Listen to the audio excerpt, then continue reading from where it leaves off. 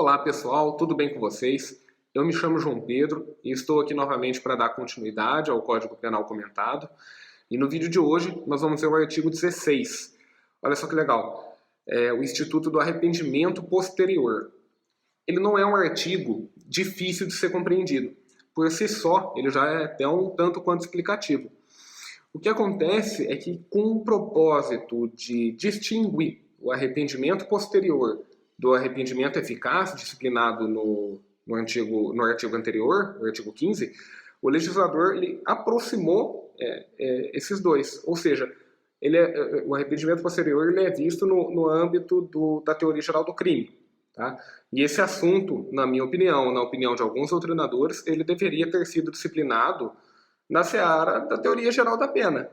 Tá? Porque ele influi apenas na sua dosagem e em nada altera a adequação típica do fato concreto, tá? Ao contrário do arrependimento eficaz. Esse sim altera todo o fato concreto.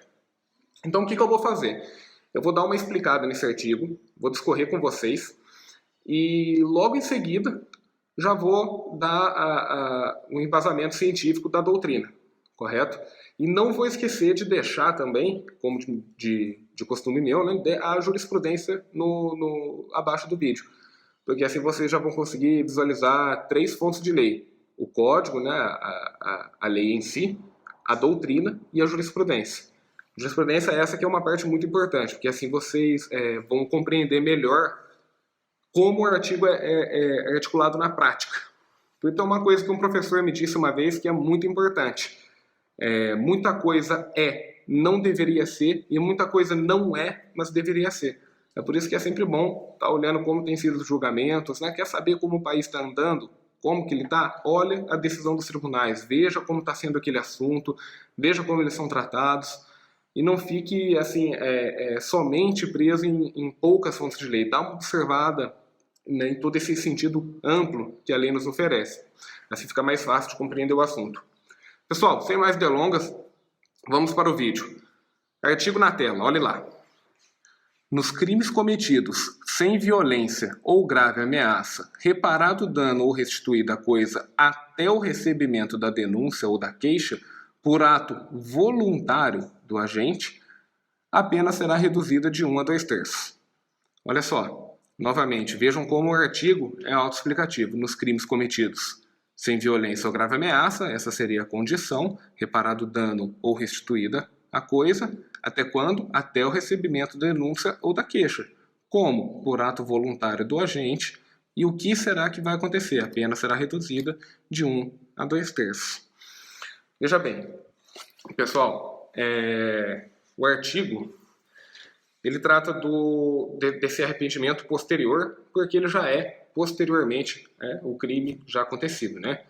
Então ele é um instrumento político criminal que determina a obrigação de uma redução de pena, dada pela voluntariedade do agente aí, de reparar o dano ou restituir a coisa após praticado, após consumado o crime, correto? Então essa é uma questão que coloca de fora a violência e a grave ameaça. Não pode acontecer esses 2 casos, tá?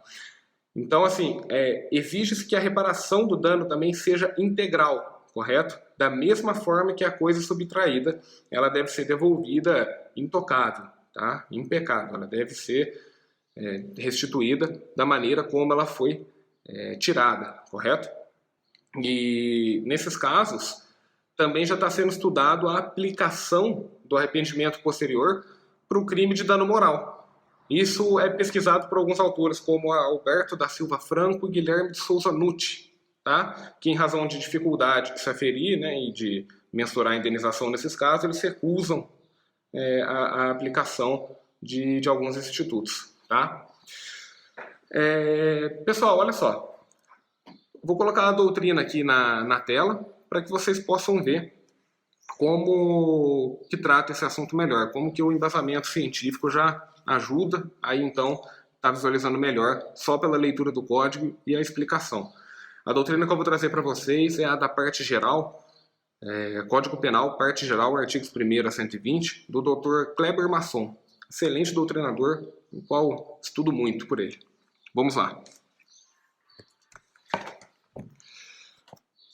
O arrependimento posterior é causa obrigatória de diminuição da pena, que ocorre quando o responsável pelo crime praticado sem violência à pessoa ou grave ameaça, voluntariamente e até o recebimento da denúncia ou da queixa, restitui a coisa ou repara o dano provocado por sua conduta.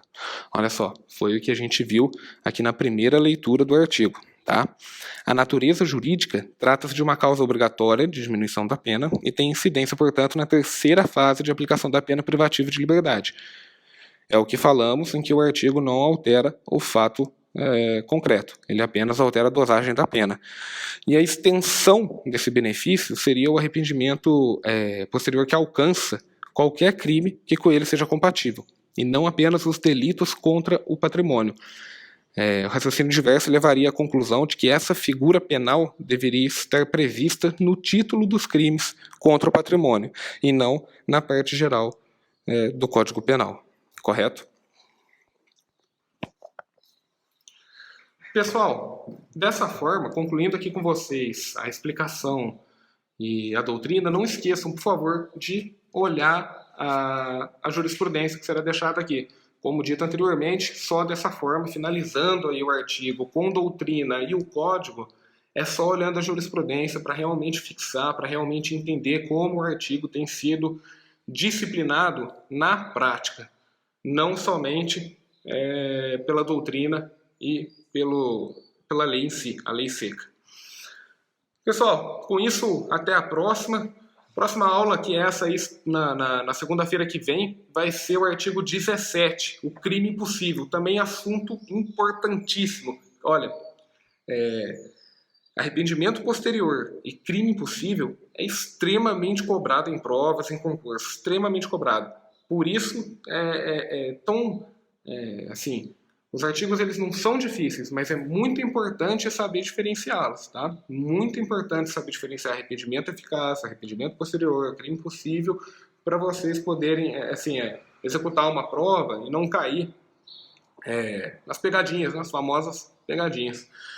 Bom, sem mais delongas, encerro aqui o nosso vídeo e até a próxima. Valeu, galera!